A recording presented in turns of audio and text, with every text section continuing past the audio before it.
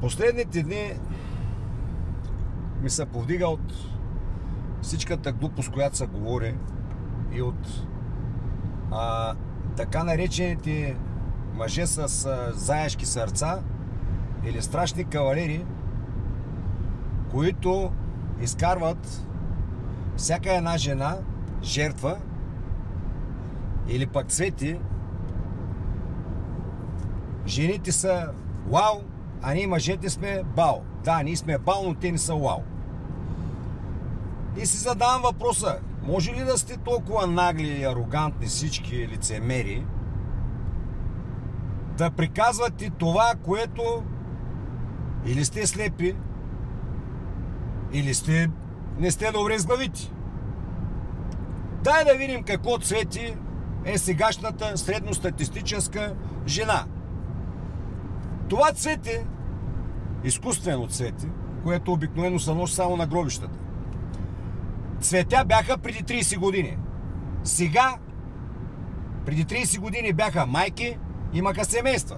Сега с тая перверзия, която всички, не смейте да я кажете, губят и мъжете, и жените. И почваме да кажем тези цветя сегашни, изкуствени. Аз доколкото се спомням, все още, макар че накарат вече в близко бъдеще да мислим, че мъжете раждат, не раждат. Няма и да раждат. Все още на жените им викат майки. После може да я викат родител 1, родител 2. Все още децата, като се родят, сучат от майките си, ако тя се съгласи. Над 50% тя не се съглася детето и да сучи, защото ще увиснат гърдите. Добрата майка, насилената, която страшно милее за детето си. Какво се получава? Сегашните красиви и такива нещастни, насилени жени от мъжете. Почваме. Колко ще ти струва една така в момента на мъжа, колко ще му струва една така еманципирана булка? Ти не може да я вземеш за булка, защото път ти неща да се женят. Не подписват бракове. Ако подпише, път ще вземе душата. Една средно еманципирана буля. Почваме. Джуки. Ефтения вариант 300 лея. На 2-3 месеца тя трябва да ги помпи. Ще пропусна нещо, Веско ще ми подсказва.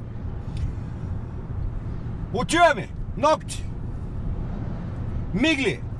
Мигли. Те трябва да се поддържат на 2-3 седмица, защото опадат като моята коса. И трябва на ново да ги набиват. Другото, което е, те в момента, ние деца смеехме по-рано в Испания, че били мърли и не могли да се мият косите. В България станаха същите мърли, които на 3 дена, 4, и мият косата в фризьорския салон да я издухат, на което тя плаща от 80 до 100 лея. Фитнесче. Всеки ден с фитнес треньор, който добре, че 50% от фитнес треньорите са на другия бряг, обикновено, нали, правят и друго. В София, ако е персонална тренировка, 15-20 лея. Плюс картата, плюс добавките, плюс хранителните режими, за да е красива. Чакай, нещо ще пропусна. Вече тежката артилерия. Силикон, гърди, ботокси, филари, милари, не ги знам. Всички диви селенки вече го правят. За сметка на кого? Те няма толкова пари. Кой ги плаща? Имало един насилник, те ги плаща. Мъже, и ако не ги плати, тя може да се оплаче и да се настриже сама и да каже: той, което се случва, той ама насилва, защото не е купил цици, копешки, дрежки. Постоянно about you. Фърка. Почивчици. Ако не я водиш на почивки, защото другите ги водили, тя пак ще то остави. Друго, Те е по 6-7 часа като идиотчети в телефоните. Лайкови, майкови, байкови. И в задачата се пита: тая нещастна, отрудена жена, да ни говорим да ние да е бизнес дама, бе. Стигнем до бизнес дамите. Кога аджава има тая отрудена женица време да гледа детето си? Кога, бе? Кога? Не го гледа. Тиква му телефона и то става бавно развиващо аутист. Някой да ги пита тия майки: чакай, бе, ей, ти какво правиш, бе? На тая майка, на тези хубави нещастни жени, им трябва един баламурник, който да върти геврека. Вие дете ги въртите гевреците, опичайте си акъла. Да праща пари, тя само да харчи и като се върне дишат децата малумни, боси голи, защото тя ги изиграла по машинки. По-рано, примерно, ще да кажат: ама мъжете пийте. Не, бе, жените пият повече сега. Ама вие играете комар. Не, бе, те играят повече комар. Наркотици, те вземат повече наркотици. Те нещастни цветя, де всички царвули и олигофрени се превъзнасят да се направят на страшни джентълмени. Абе, ей, Таранколо, нито цветя има, нито джентълмени сте. Това са едни паразити, които нарочно ги правят такива и те карат ти да се чувстваш виновен, ако я попиташ: жено, с кой кумшия искаш да го зачукаш? И тя да каже: ти кажеш, този от първия етаж ли? И тя, ако не ви хареса, ще каже от петия, тя може да се нафъка и да се оплачи и ти го духаш. Което е факт, което така става. И всички путеци мълчат. Как казал Вежди Рашидов? Ам че излага ли, бе? Излага ли Вежди Рашидов? Преди 15-20 години тя се сетила. Ам като му взема парите, ам тежката артилерия бизнес дама. Кола и купуваш 50-60 хиляди лева. Пак на твоя задник. Пак на твоя задник. Бизнес дама, затънала в кредити. Тя кога ще си гледа децата? О, тя е трябва слугиня. Ама как слугиня? Тя слугинята все още има женски род в България. Тя и тя жена. Слугиня ще намери мъж с престилка. Хора, вие осъзнаете ли какво се случва? Мъже, вие осъзнаете ли какво се случва? Вие, бе, жени, кой ще въззема, бе? Лилен Стонъс вечерина се обади от Испания, каза тука: знаеш ли, че каза на мъже ти каза всичко им вземаш, каза тука. И е факт. И в България ще стане. Къде са най-много обратните? Знаете ли? В Испания. Поради тази причина. Защото как да го търпиш? И тя Вие оглеждали ли са, абе, булки в огледалата, на какви повяхнали марули приличат и на какви чували с картофи приличат и че имате претенции, бе? Че и пари ви дават. Аз не знам кой ви дава пари. За какво ви ги дават, не знам. Готвиш ли му? Переш ли му?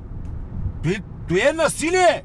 Не, това са задължения на една жена в семейството. Докато мъжът ти изкарва пари, да ти ги натика от джуки, да ти ги натика в пирги, да ти ги натика всякакви глупости. Забележете, всяка вече дърта пастърма е татуирана. И млада. Пъти повече са татуирани от мъжете. Вижте, бе, водещи. Даже и психиатърки, елитни психиатърки, хоп, тато стука. Психоложка. Тя луда, бе. Тя луда. Ние ги уриваваме. За какво ги уривавате, бе? Кой ги е бил, бе? Как ще би? Значи тя всичко си дал. Направил си я на плашило, което да плаши истинските мъже. Са чуи какво да я прави, разбираш, като я погледнеш, аз не мога го бутна той. Що били импотентни мъжете? Ам кида са? Освен от порното, той като те види и ти си като изкуствено цвете, повяхнал. Маруля някаква. Тук опъната, на другото място виси. Остаря е гордо, бе. Вие, бе, мъже, какво сте млъкнали кът? Затой ще ни мачкат. Те с цветя. Какво цвети, бе? Ма тя не мога да пържи две яйца, бе. Кога намира време тя от всички си подръжки да гледа детето? Те зато и децата са малумни. Тя нямала да кърми. Що че увиснат циците. И он е буклук съгласен. Ако нямам кое катино време, как ще я кърмиш? Какво ще правиш? Няма да раждат. Те не раждат вече, си развали тялото. Бременни ходят при Емилова.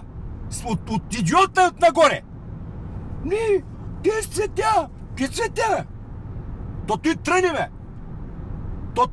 бе. То той бъзи и куприя, бе. Я се осъзнайте малко. Разпространяйте го този видео, да чуят всички. Те сте нещастните и малтретираните. Коя е малтретирана? Малтретирана. Дай пари. Джуки искам, цици искам, Нанко искам. И ти даваш, тя накрая ка. Ам той ме пита, що съм била с Соня. Ам че как да те пита? Ти си му съсипала живота. Той те пита, що не си поглеждаш детето? Твоето, дете ти го роди. Що го роди? Той какво да направи? Бас си идиотче! Изфърлиха Вежди Рашидов, че казал истината. Всички ти! До един! Цветя били! Имаш ли цветя по-рано? Сега само бъзи и куприя. И тръни. Магарешки будили. Я се огледайте вие пък първо, жените. Тюфлеци. Чай, че прикалих. Нямало мъже. Ко да те прави? Ти си кът вълк. Трябва да бяга с 300 кът те види. С тези чуки. Изкуственячки. Другите пък турби. Извадили си турба с тия такви сдирници. Защото било, тя трябвало да прилича на себе си. Мързи го да си мръдне задника. Ай, сектир. Цветя били. Разпространяйте го този видео. Чао.